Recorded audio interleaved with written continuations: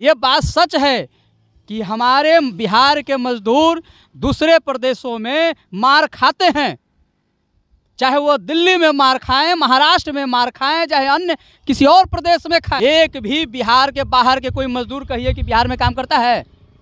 दिल्ली से, यूपी से, महाराष्ट्र से, बंगाल से पूरे यहाँ काम कर रहा है। बिहार में कोई व्यक्ति आ रहा है, नौकरी मिल रही है? अब बिहार वाले सब कहीं हैं, बाहर है, सब बाहर है। उसके साथ तो हो रहा है भेदभाव। यदि आप सच बोलते हैं और इस देश में, इस प्रदेश में आपको सच बोलने का इनाम एनएसए के रूप में मिलता है, तो एक बार फिर से इन लोगों को कह रहे हैं कि हम लोग सच बोल रहे हैं, एनएसए के लिए आप तैयार हो। स्टालिन को कोट किया तो इसमें क्या गलत है? उदयनिधि स्टालिन पर एनएसए क्यों नहीं लगना चाहिए? नमस्कार, मैं हूं अमन सांडिल्य। आप देख रहे हैं जनप्रहरी मीडिया। अभी हमारे साथ जनप्रहरी मीडिया के मुख्य संपादक अभिषेक कौशिक जी हैं। अभिषेक जी, कल कोर्ट में पेशी के दौरान मनीष कश्यप की पेशी कल हो रही थी और इस दौरान प्रेस वालों से बातचीत करते हुए मनीष कश्यप ने कुछ बहुत बड़े मुद्दे उछाले।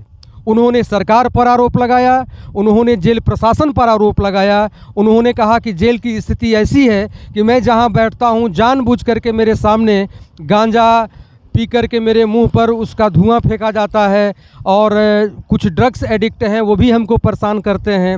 साथ साथ उन्होंने ये भी कहा कि जेल प्रशासन में जो कुछ अधिकारी हैं, प्रशासन देखने वाले, वो मिली भगत करके इस तरह का माहौल वहाँ पर ख़राब किए हुए हैं। साथ साथ उन्होंने बिहार सरकार पर भी आरोप लगाए।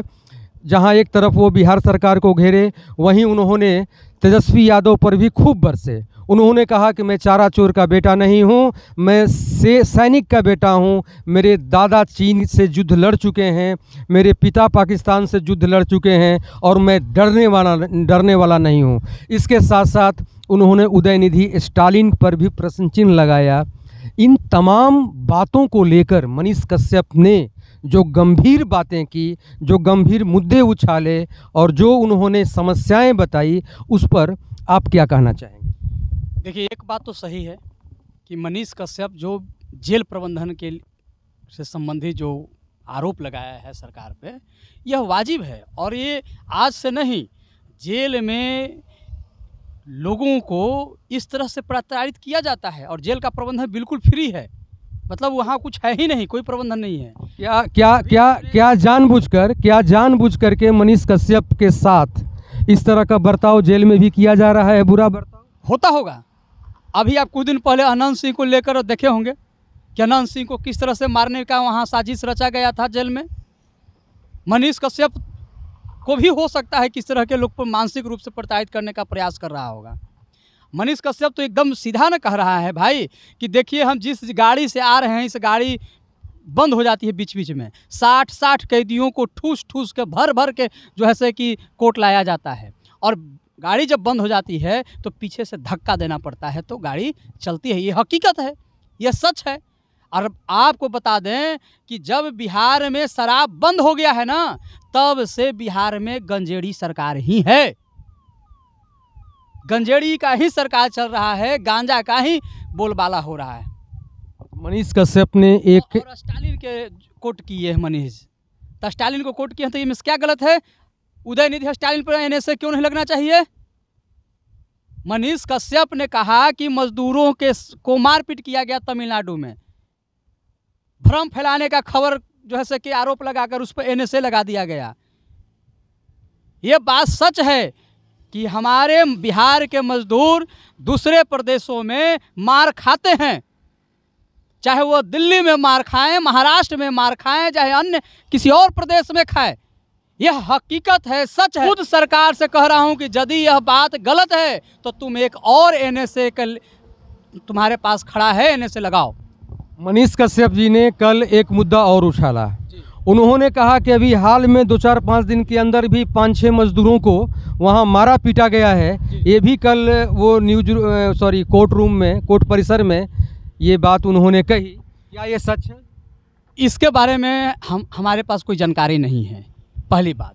लेकिन यह सच है कि बिहार के मजदूर बिहार के बाहरी प्रदेशों में उनके साथ अन्याय होता है, उनके साथ मारपीट होता है, उन्हें बिहारी कहकर उन्हें दुत्कार किया जाता है, उनका अपमान किया जाता है। यह सच है, यह सच है। और बिहार के प्रदेश के मुखिया कर्ता धर्ता भी बात को जानते हैं। ये क्या किया है ये लोग जी?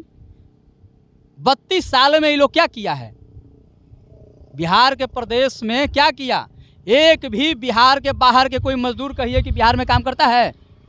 दिल्ली से, यूपी से, महाराष्ट्र से, बंगाल से, दक्षिण के भारत के देशों से कोई मजदूर यहाँ काम कर रहा है बिहार में? कोई व्यक्ति आ रहा है, नौकरी मिल रही है? अब बिहार वाले सब कहीं हैं, बाहर है, सब बाहर है। उसके साथ तो हो रहा है भेदभाव। लेकिन अगर सच बोलना एनएसए के अधिकारी है, अगर व्यक्ति, यदि आप सच बोलते हैं और इस देश में, इस प्रदेश में आपको सच बोलने का इनाम एनएसए के रूप में मिलता है, तो एक बार फिर से इन लोगों को कह रहे हैं कि हम लोग सच बोल रहे हैं, एनएसए के लिए आप तैयार हो। हम लोग भी तैयार हैं। जाल डेल कितना में डालेगा जेल में? सांडिल भी जेल में जाएंगे, कौशिक भी जेल में, प्रकाश जी भी, सुशील जी भी। पूरे बिहार के युवा जो है, जो विकासशील सोच का है, जो राष्ट्रवादी सोच का है, जो समग्र विकास के पक्षधर है, वह जेल जाएगा, एनएसए लेगा। जेल छोटा पड़ जाएगा, कोर्ट रूम छोटा पड़ जाएगा, जज कम पड़ जाएंगे, संविधान के आर्टिकल्स कम छोटे पड़ जाएंगे। यानी आप ये कहना चाह रहे हैं कि बिहार, जैसे कि अभी तेजस्वी जी ने कहा, बिहार के डिप्टी सीएम हैं, उन्होंने कहा कि बिहार जो है जीडीपी में नंबर 1 है। ये तेजस्वी जी का बयान है। तो इसका कहने का मतलब ये है कि बिहार जीडीपी में 1 है, यानी हमारा जो सप्लाई है, हमारा जो प्रोडक्शन है, एक्चुअली मज़दूरों का प्रोडक्शन है। हम बिहार से मज़दूर प्रोडक्ट करते हैं, यानी हमारे यहाँ जो फैक्ट्रियाँ हैं केवल मज़दूर बनाने की हैं। एकदम आप सही कर रहे हैं, मज़दूरों का है। और आप बताइए, हम कहते हैं कि इतना ऑनेस्टली से समाजवाद के नारा लगा के आप राजनीति कर रहे हैं, तो यहीं पर साइनाइड कह दिया जा रहा है रामचरितमानस को। यही पता नहीं ब्राह्मणों के लिए क्या क्या कहा जा रहा है, यादवों के लिए क्या क्या कहा जा रहा है, भूमिहारों के लिए क्या क्या कहा जा रहा है। आप नहीं बच सकते हैं, ये सब चीज़ करके आप ज़्यादा दिन तक नहीं चलिएगा। अब पूरे बिहारी है 13-14 करोड़। क्या आप मनीष कश्यप के साथ हैं? मनीष कश्यप के साथ हैं, लेकिन मनीष कश्यप से हम थोड़ा सा शुरू से ही डिफर रहते हैं। एक पत्रकार के नाते सरकार की चुनौती देना ठीक नहीं है, यह उसके हम समझते हैं कि अधिकार से बाहर है। मनीष कश्यप जब कहते हैं कि हम चारा चोर के बेटा नहीं हैं, इस बात से हम पसंद नहीं करते हैं। मनीष कश्यप जब कहते हैं कि हम सेना के सैनिक के बेटा हैं, फौजी के बेटा हैं, तो गर्व होता है और इसी बात को रखना चाहिए। चारा चोर के बेटा नहीं है ऐसा कहना किसी को चिढ़काने की तरह है। तो भाषा की सौम्यता और मर्यादा और भाषा की एक सीमा के साथ बात रखनी चाहिए, संवैधानिक रूप से बात रखनी चाहिए। हमारा अधिकार, हम क्यों कहेंगे कि हम सरकार को उठा के फेंक देंगे, सोन नदी में फेंक देंगे, डुबा देंगे? यह हमारा अधिकार नहीं है। लेकिन गलत नीतियों का हम पुरजोर विरोध करेंगे। हम कहेंगे कि अगर मनीष कश्यप पर एनएसए लगाया है तो है हिम्मत, तो स्टालिन के बेटा पर भी लगाओ, उदयनिधि स्टालिन पर भी एनएसए लगाओ। है हिम्मत तो शिक्षा मंत्री को भी पर लगाओ एनएसए। पहले तो उसको शिक्षा मंत्री का पद छीनो, बाहर करो पार्टी से अगर हिम्मत है तो। इतना देश के और बिहार के अस्मिता का चिंता है, बिहारियों के लिए चिंता है, समाज को बांध कर चलने की यदि तुम्हारे अंदर इस बात की चिंता है, तो सबसे पहले शिक्षा मंत्री को जो है कि कान पकड़ के निकालो, पार्टी से भी निकालो, सरकार से भी निकालो। तो उसको पोस रहे हो। अब मनीष कश्यप पर एनएसए लगाओगे तो यहाँ तो मुखर होकर बोलेंगे। हाँ, हम मनीष कश्यप की तरह ही नहीं कहेंगे कि हम कान पकड़ के शिक्षा मंत्री के निकाल देंगे, गंगा में डुबो देंगे। ये हमारा अधिकार के पास नहीं है। हम छोटा सा अदना सा एक रिपोर्टर हैं जो जनता के जनमानस के प्रहरी के रूप में काम करते हैं। वो बात रखते हैं, प्रश्न करते हैं। औकात हमारी कुछ नहीं है। अभी आप सुन रहे थे जनप्रहरी मीडिया के मुख्य संपादक अभिषेक कौशिक जी को। कौशिक जी ने बहुत स्पष्ट शब्दों में कहा कि सरकार की आलोचना करने का हमारा अधिकार है, लेकिन शालीनतापूर्वक हम करें और सौम्यतापूर्वक करें। हमें ऐसे शब्दों के इस्तेमाल से बचना चाहिए जो असंसदीय भाषा के अंतर्गत आता हो। आज के लिए इतना ही, बहुत बहुत धन्यवाद।